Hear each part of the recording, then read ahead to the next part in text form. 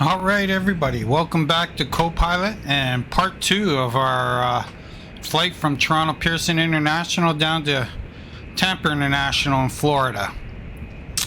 Alright, in part 1 we went through the flight planning stages and got our flight plan all set up for this flight, so we have that all ready. If you weren't with us for part 1, I would strongly encourage you to go check out part 1. You'll see where we set up our flight plan and got our flight plan downloaded into our PMDG 737 here. So this part 2 is the setup. So let's not waste any more time here and jump right into the cockpit and get the show on the road. Alright, here we go. As you can see, we're in the cockpit and it's cold and dark. So the first thing we're going to need to do is get some power in here. So we jump up to our overhead. You can see we're connected to our ground power, so we'll go ahead and establish that. There we go. And we'll go ahead and kick on our batteries. Sorry about that. That was our throttles. Brought them back into the neutral. And we'll go up and set our IRS onto nav. That takes a while to get going, so we just flick that on so in the meantime it can get us going. So now our first actions are going to be down here at the FMC. Gonna come over here. So the first thing we need to do is set up our payload and our fuel. So we'll go to payload and here's our payload page. So we're gonna have to set up our payload. So to do that, we'll bring up our sim brief, bring up our flight plan, and here we can see our cargo is 33,400 pounds. So I'm just gonna split that up amongst our cargo holds. Let's see. We'll go back here. We'll put 26,000 in our main hold. We'll put 3,500 in our forward hold and 3,700 in our aft hold. Not sure if I did the math right, but close enough.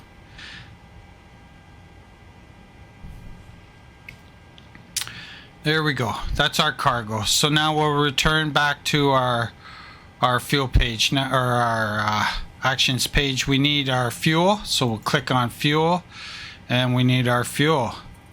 And just like our cargo, we can go back to sim brief, and here's our blocked fuel. 18,954. So we want 18,954, and we enter that in our total fuel. It's telling us our IRS. Once our IRS is positioned, it's ready. So we'll return. So there we go. Now we've done our fuel and payload from sim brief. So we go back to our main menu, and now we want to go and set up our flight plan in the FMC. So we go up here to FMC, click on that. It wants us to enter our IRS position, so we go to position on it, and here it wants our IRS, so we'll go to the next page. We'll see our GPS. We'll take the first one, copy it into our scratch pad, and go back to our previous page and enter it into our IRS position. That's that. Our reference airport today is Charlie Yankee Yankee Zulu. We'll enter that. There's our reference airport and our GPS position. We're not going to enter a gate because we're sitting on a ramp. And that's it. So now we need to go and upload our flight plan into our FMC here. We've told the aircraft where it is. Now we want to give it a flight plan. So we continue on with route, and we want to go get our flight plan from the company route here. So it's already put CYYZ in for us because we put that in as our reference airport. So all we have to do is add our destination, Kilo Tango Papa Alpha, and just like this, we're gonna copy that into where it says co-route. And right away it went and found our flight plan. So today we are FedEx 550, so we'll put that in there. And I think I said we were departing runway 23, which we are. So we'll close that and enter 23. And that's it. That's our flight plan. We can go ahead and activate that and execute.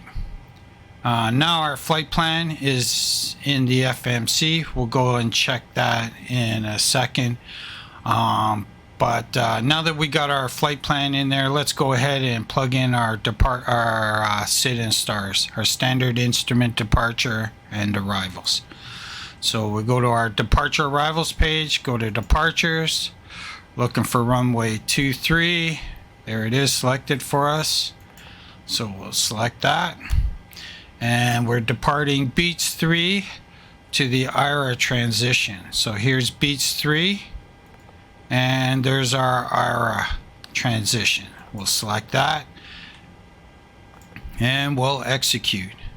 Now our departure has been set up. So our flight plan has been uploaded. Our departure has been set up.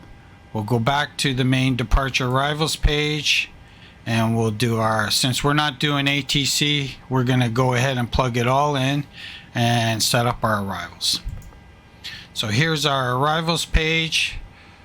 We go back, glance at our flight plan. We can see we're coming in on runway 1 left. So close that. ILS runway 1 left right there. We're not taking the Pi transition. And we want the Dades 1 via the Banff transition.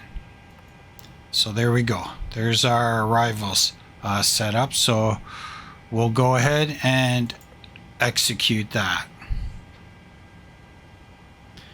So now there's our departures and our arrivals set up into our flight plan. We can come over to our legs page and we can see our flight plans all here. Can scroll down. It's all there. Our arrivals and departures have been set up. There's Myrno. Remember we said we were going to Myrno. Refer back to part 1 video to see the flight planning. But there's our Myrno. So there's our departure set up. So we're going to continue on. Setting up the aircraft now, so we can get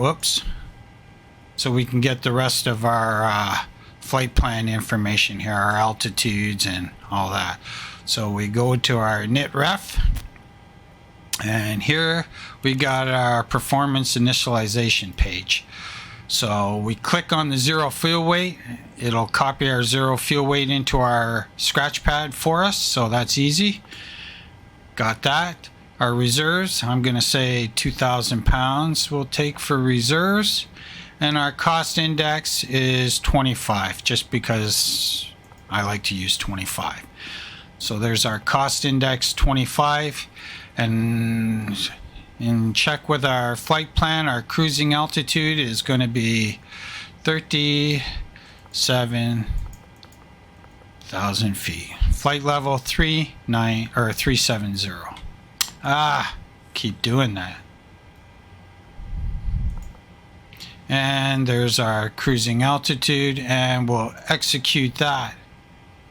Now, we just keep following it on. It keeps guiding us along. We're going to continue on to the next page, our N1 limit.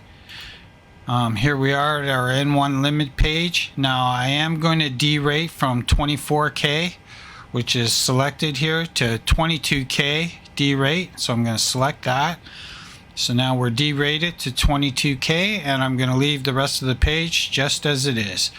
And we go back down to the bottom and go to our takeoff page. Here we are on our takeoff page. So on our takeoff page, I'm setting our flaps for 5 degrees. So there's our flaps set for 5 degrees. And we come down here, our center of gravity. If we click on that, it will give it to us.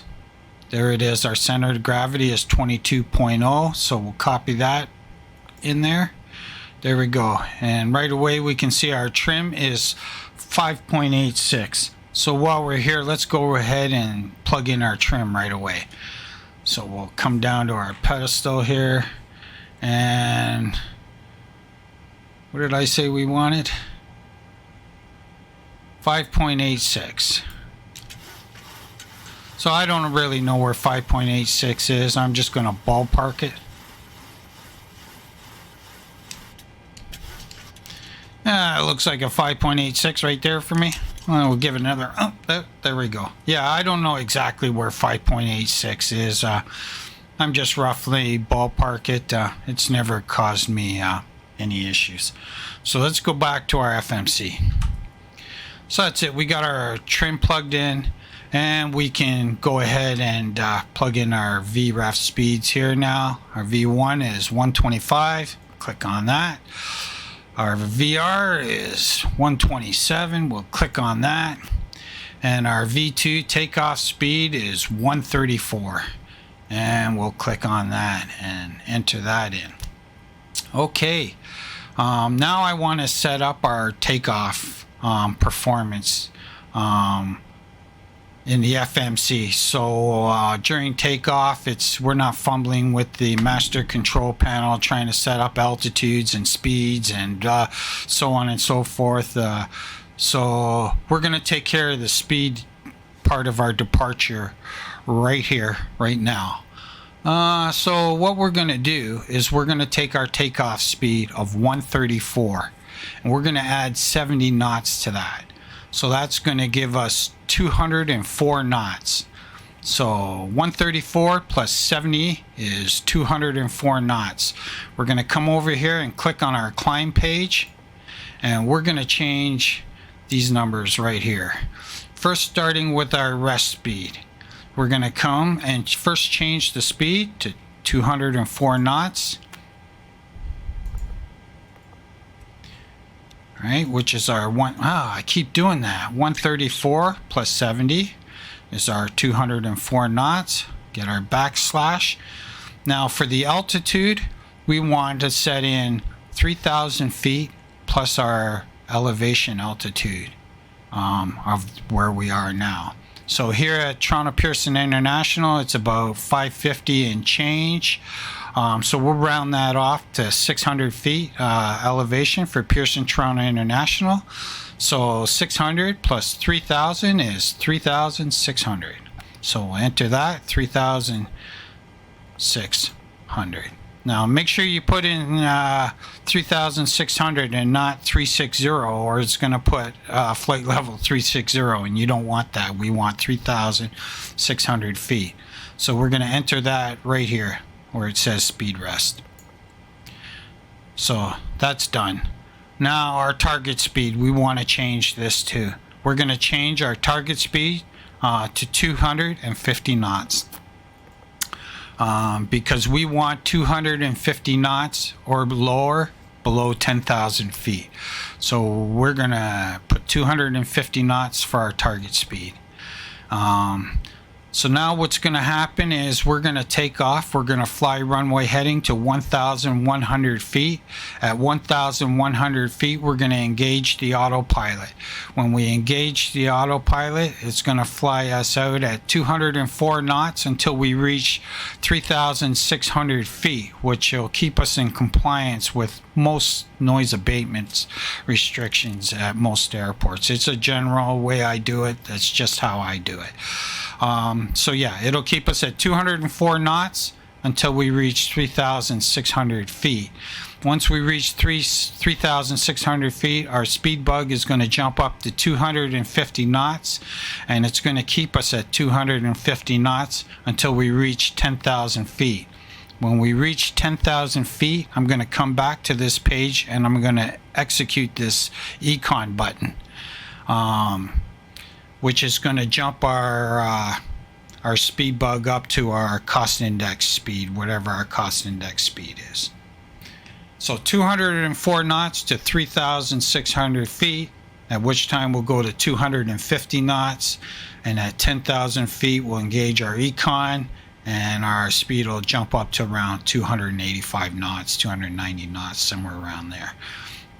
So that's our climb page setup. This is going to save you, doing this right here is going to save you a lot of grief during takeoff, and you'll see when we do the takeoff. I'll demonstrate it. We're going to do a VNAV takeoff, and this is going to allow us to do that. So we're going to go ahead and execute that. So there we go. We've entered our flight plan. Come back to our legs page. Now we can see all our information is populated. Our headings, our distances, our altitudes, it's all there. So I'm going to come through here and just have a quick look at our flight plan and make sure nothing looks wonky. Where it says vector here, this is normally where ATC would be vectoring us. We're going to be vectoring ourselves. We're not going to have ATC for this trip. We're going to be vectoring ourselves, but we're going to leave that just the way it is. So we'll come down and we'll scroll down to just take a quick look at our flight plan and just make sure nothing looks wonky. Everything looks good, We're into our descent here. Okay, it's good. It's showing us Borst at 210 knots at 5,000. So let's go back and take a look at our Navigraph charts. Let's go have a look at our arrival, which is right here, our days 1 arrival. We'll open that up and we'll see what it's telling us here. And as you can see here at Borst, we got 210 knots at 5,000 feet. So the information in our FMC is complying with our arrivals chart. So we'll close that back off. So yeah, that's good. So we'll leave the rest as is. Okay, this is vector here is where ATC would be vectoring us for our approach, which starts at Lago. Our arrival ends at Jetstream there, and our approach begins at Lago. So what we're going to do is close this gap in our flight plan here, since we're not going to have ATC vectoring us, and we're going to connect our arrivals right with our departure. To do that, we click on our logo, copy it into the scratch pad, and we're going to copy that right over vector. It's closed off that and execute. Now our arrivals is connected with our approach to final. And that's it. Our flight plan looks good. We'll continue to check out the rest. This is our go around information. If we go around, we're going to hold at pi at 3,000 feet, and that's all good. So there we go. That's our flight plan all done up. Now there's a couple more things I like to do with the FMC.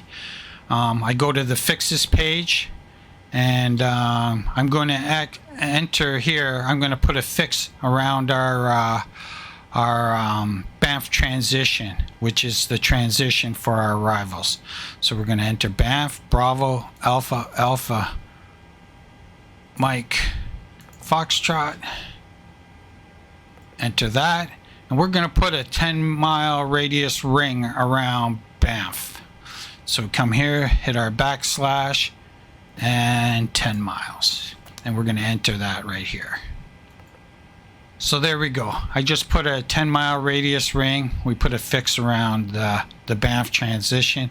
It just gives, you don't have to do this. I just like to do it because it gives me a visual on my display, my navigational display, my MFD, and then it just enhances situational awareness and lets me know that we're coming up close to my top of descent, and we'll be entering our arrivals shortly. Now I also like to put a second fix, so we'll go to the next page so we can enter another fix. There we go, and we're going to put a fix around Tampa here. So Kilo Tango Papa Alpha, and there we go. We enter that around I put a fix around Tampa. Now here I'm going to put 3 rings around Tampa. One at 5 miles, one at 10 miles, and one at 15 miles. Oops, don't need that last backslash. Enter it there. Okay, now around Tampa, I'm going to have 3 green rings around Tampa, which again enhances my situational awareness and just lets me know exactly where I am on my approach and stuff. Just keeps me ahead, helps me stay ahead of the aircraft. And the beam, yeah, what the heck? We'll go ahead and throw in our beam. So it's going to show us when we're abeam the field. So that's it. That's all our fixes done. So the last thing we need to do, and then our FMC is 100% programmed and set up. We come back to our legs page, and we're going to want those wind datas. All that wind data that we downloaded on part 1 in our planning stage, we're going to go and get those and download those into our FMC right now. So we come back to our legs page. We come down here where it says route data. We'll click on that, and we have our winds request right here, and we'll click on that. So now it will go and upload and get our winds. So we're waiting on that, and we're still waiting on that. Eventually it should give us our winds, and there we have it. We have our winds. So we'll click on load our winds. Load. It'll load our winds, and we'll go ahead and execute that. So now it's going to load all our wind information into our FMC flight plan. Now it's giving us another message telling us our forecast uplink is ready. So we're going to go get our forecast winds too. So we come here to our descent page. We'll click on forecast, and we'll click on load forecast uplink. And it'll go and load our forecast winds. Oh, there we go. It's a little wonky there for a sec. But now we have all our forecast descent winds, and we'll go ahead and execute that. So there you have it, folks. Our FMC is 100% set up to fly this flight. And it's going to act as our co-pilot on this flight. And you're going to see why when you're flying an airliner as a single pilot, this thing here could be your best friend. So that's it. That's part 2, setting up the FMC. And part part 3, we'll be setting up the rest of the aircraft, and we'll be doing our departure from here in Toronto. So I hope you'll join us for part 3, and we'll start our flight to Tampa. So until next time, stay safe, friends.